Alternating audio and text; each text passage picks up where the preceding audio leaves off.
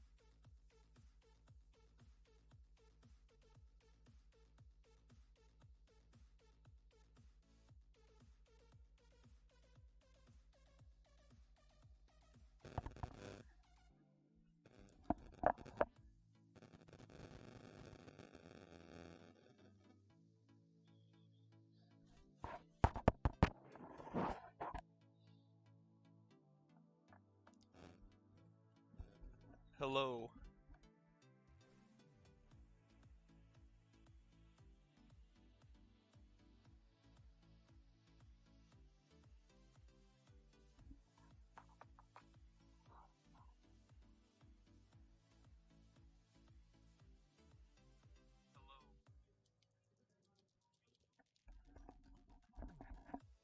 All right, so we have 9 current viewers on our stream.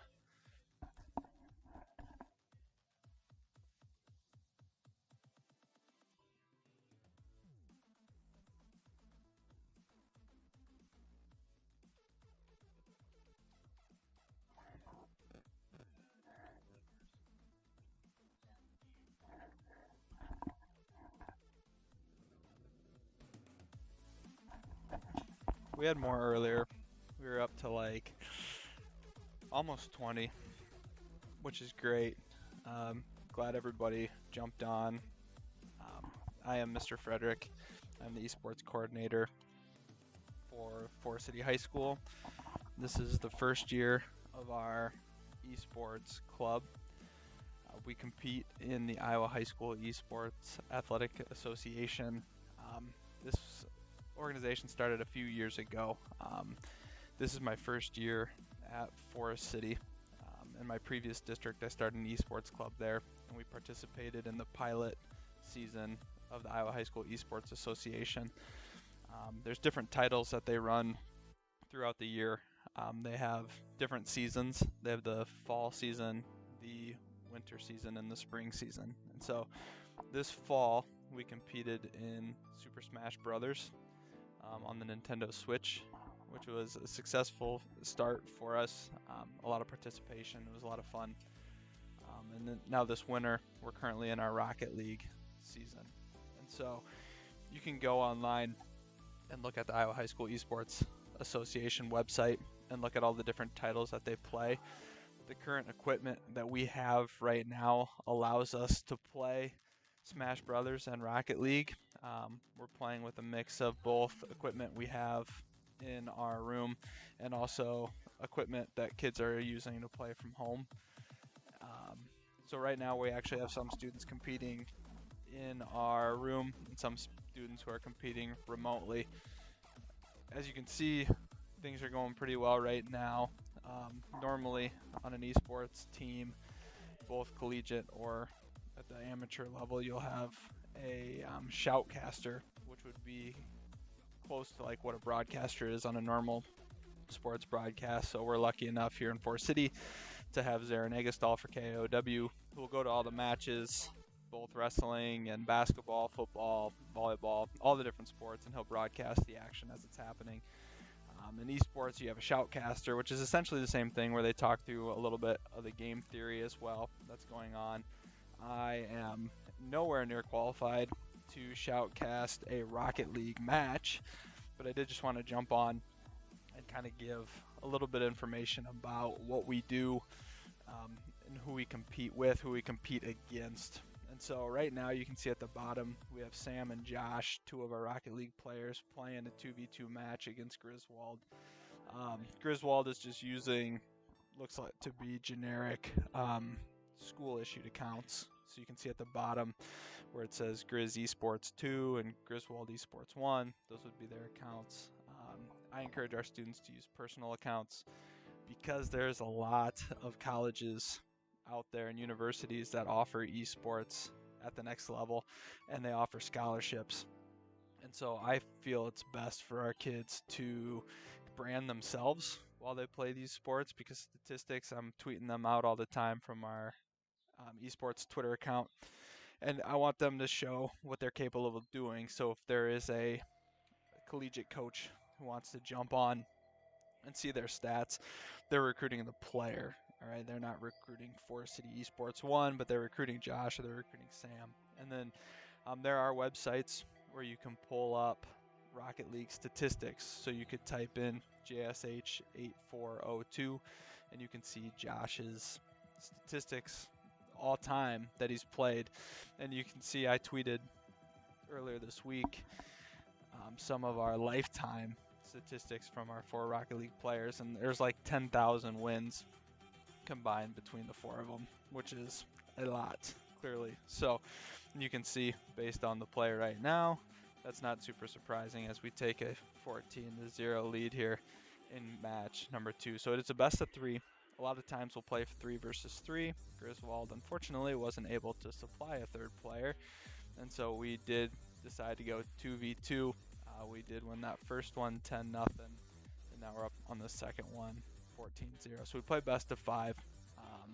So if we can secure match 3, then that'll be it for the day. We had Carter and Isaac playing our first 2 matches before I jumped on the mic. Yeah, so going back a little bit to the organization, the Iowa High School Esports Association, in the winter season last year, there was enough for like 2 divisions of high schools across the state to play. Now, when I say 2 divisions, it's not divvied out by class size, or it's not divvied out by talent. It's just, I guess I don't even know how the association splits it up, but they make what is to be equal divisions amongst the 2, and you can see that this match is just finished up here. Sam with 10 goals, Josh with 5 goals, so we'll do a little swap here for our last one. Griswold with 1 shot. So out of our 2 matches right now, Griswold's only attempted 1 shot. So defense is obviously on point here for our guys today. But this year with our Rocket League, there's actually 4 divisions. And so there's A, B, C, D. Again, not based on class size, not based on skill, just kind of divvied out so that when we play every week, we have a chance to go up against some different competition. Unfortunately, the way the division split this year, we don't have any of our conference schools in our division. We're in Division A, currently sitting with 3 wins, no losses in there. East Union is in our division. They also have not lost yet.